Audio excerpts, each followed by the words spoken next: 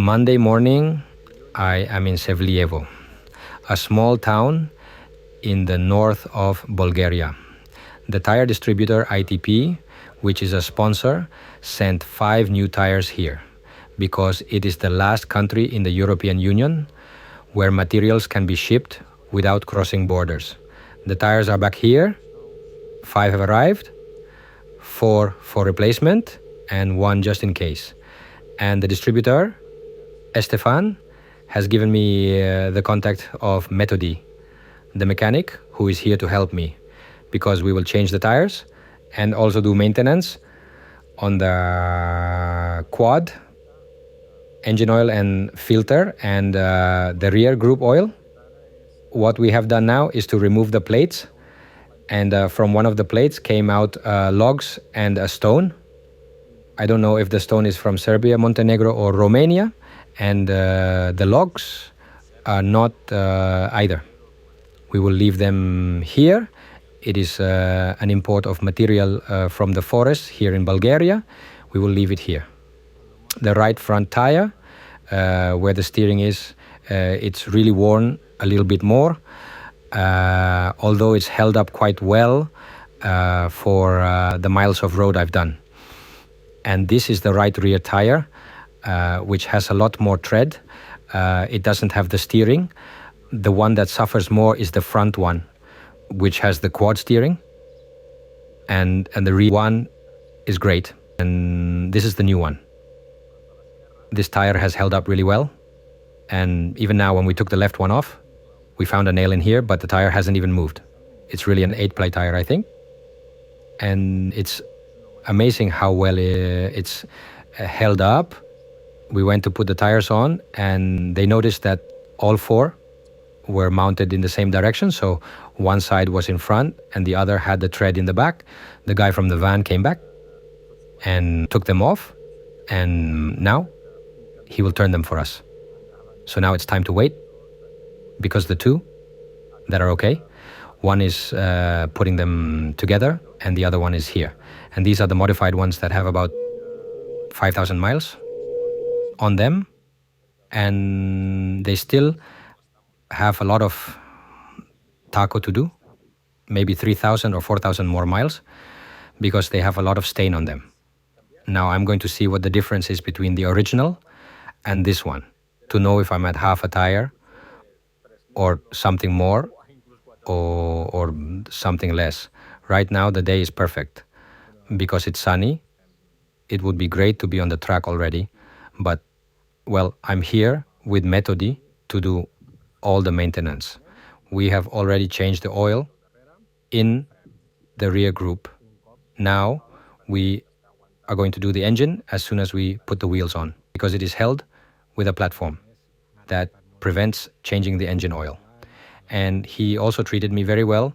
We spoke in perfect English. He helped me a lot. I thank him very much. He is one of those people worth knowing. Metodio, thanks a lot for your help. I hope you come to Barcelona soon and I can show you part of my country. Thank you.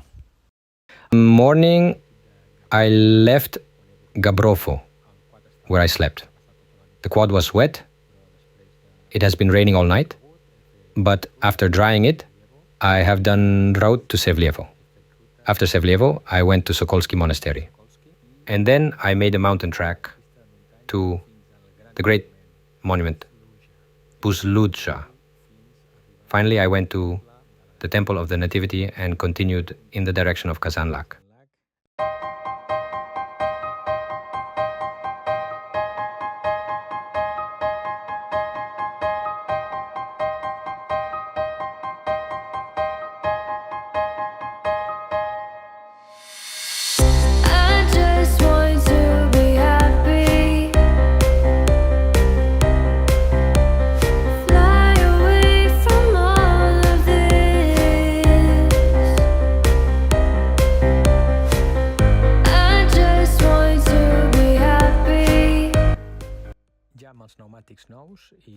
Already, with new tires, I made route to the Sokolski Monastery. It is worth a visit.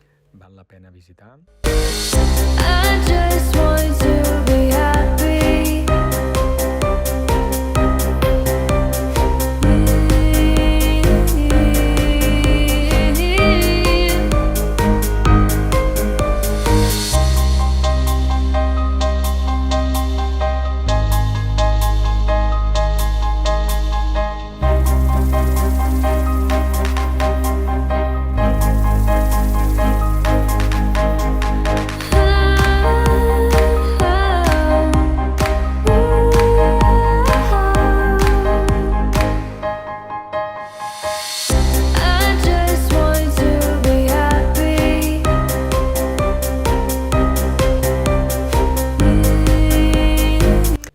then I made mountain trek to the Great Monument.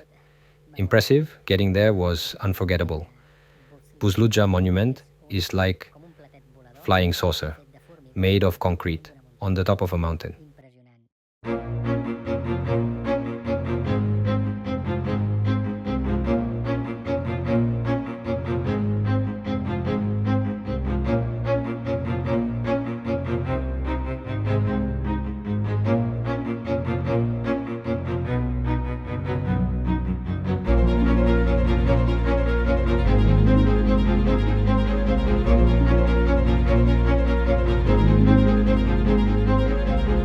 Buzludzha is a building, a monument made to commemorate communism. This is the place where communism was born in Bulgaria. It was started in 1970 and finished in 1981 and cost $35 million. It was financed by private donations. The government paid nothing. It was inaugurated in 1981 and 2 million visitors passed through until the Berlin Wall fell in 1989, and with it, communism in Europe. Then it was the Bête Noire because it symbolized a bygone era, and it was even abandoned and vandalized. And the fact that it was abandoned and that it was in an area where it snows and rains a lot in the winter, the building deteriorated massively. The roof is almost gone, only the iron structure remains. And if the interior had been preserved, most of the stairs were made of marble and the walls were mosaics. There were 1,000 square meters of mosaics, of which, unfortunately, an important part has been lost.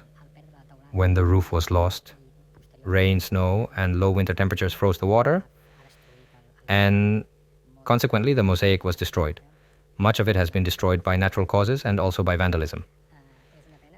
It is a shame because it is a truly spectacular structure, whatever the construction itself symbolizes, and the quality of the materials used inside are lost. When they finish restoring it and open it to the public, I would like to go inside and see an era that I did not live through, no matter how much it commemorates communism. It is clearly past history in this country. It is a building I would like to visit in the future when it is restored. And as you get closer, down below, there is another communist monument, which are torches, two hands joined with two torches that make as a gateway to climb the mountain up to visit the monument Buzludzha. Impressive. It is worth a visit. It is unforgettable.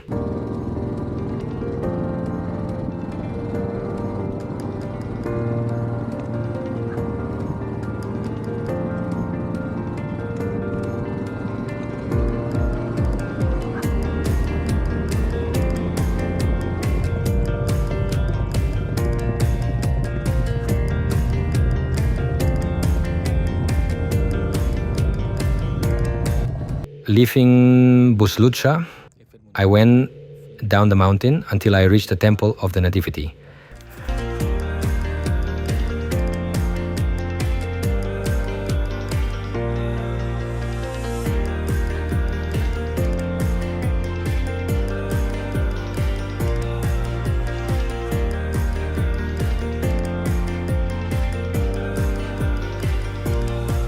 And then I came to Kasenlak. I arrived while it was still daylight, and I had dinner on a terrace while the sun was setting.